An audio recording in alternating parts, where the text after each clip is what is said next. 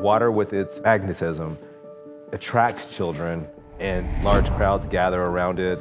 We have parties around pools and at a beach, and then at some point they gotta go cool off, and it's right there.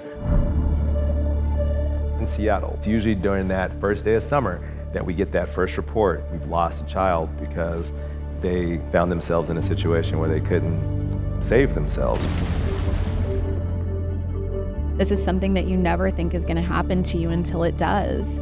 And I just want people to know that 100% of drownings are preventable.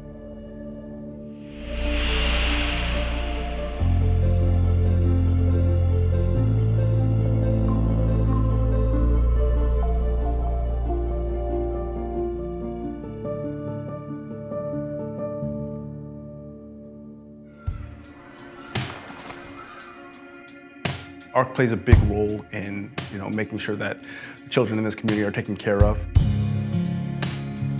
ARC is Associated Recreation Council. We partner with Seattle Parks and Recreation to provide lifelong recreation programming and childcare programming to the Seattle community. Aquatics has always been a part of the operations providing lifeguarded beaches as early as 1912. Today we now have 8 indoor pools, 2 outdoor pools, 9 guarded beaches. Also, we have wading pools all around the city of Seattle. However, swimming isn't part of the school system, so it's left up to us to ensure a skill that in this area is critical for life. We're surrounded by water here in Seattle. Unfortunately, there are so many barriers to even get to that swim education, whether that's cultural, financial, even informational barriers to even understand what safe swimming looks like or understand how quickly drownings happen. The way drowning is presented in movies, cartoons, it's never the real thing. Drowning is silent. You may just think, hey, my kid's just having a good time underwater because it really just looks like nothing. So often, everyone thinks someone is watching. 88% of drownings happen with at least one adult present. And it's 30 seconds to a minute at most before a person might go unconscious. I knew that something was wrong because it was just a little too quiet. My son Yori, he was 3 years old when he drowned in a backyard pool. After his death, I realized how much I didn't know.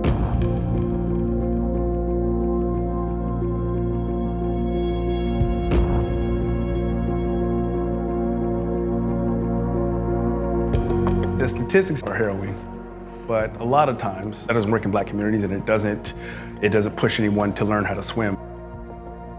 Segregation pushed Black people out of swimming pools, and so swimming was never something that was seen as important for us to learn as children. My mother used to tell me, well, then don't go to the water if you don't know how to swim.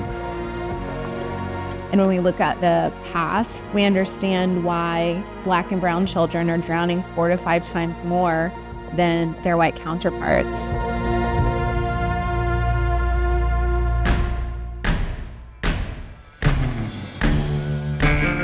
When I joined the military, part of the requirements were that you could swim, but coming in, they would assume as a Black person entering the military that you couldn't swim. And oftentimes they were right, especially, in my case, they were. So with the Humvee training, the Humvee frame is flipped over into the swimming pool. So you're falling down, upside down, strapped into this big metal cage.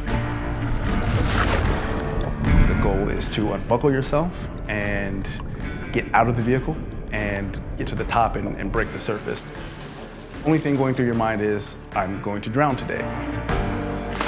It's like slow motion. It's a mixture of fear, it's a mixture of embarrassment. Am I gonna be able to get to the top? The great thing about Swim Seattle is that it's giving us the opportunity to break a lot of those stereotypes and break a lot of that fear. Swim Seattle is a mayor's initiative that provides swim lessons and drowning prevention classes for underserved communities in Seattle.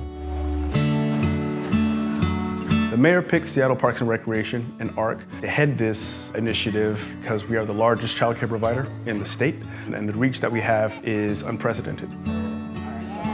Black and brown folks are disproportionately impacted by drowning. We now have the means to reach the families of color.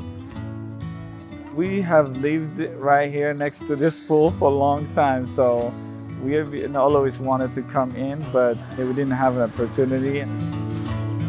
I sign up and I get the scholarship, and they were able to enjoy the swimming lesson. You're getting them over their fear, you're getting them to feel comfortable in the water. But if they fall in water, how do I get back to the wall or the nearest object that I fell in from? Knowing how to roll over to your back and just float.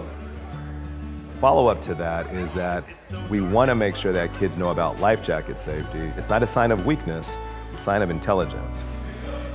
Once a child or an adult learns those fundamental skills, the freedom that comes along with that bit of knowledge is priceless. I didn't learn how to swim until my late 20s. Just opened a lot of doors there. I've gone fishing on the ocean, something I thought I'd never do. And I've seen it in my children. They're now the ones, looking to go to the water park. As a Black person, I think it's important that we're able to take part in those kinds of things. With the partners that we have, I think our goal is to reach every child in this area and reduce drowning to nothing. We love Swim Seattle!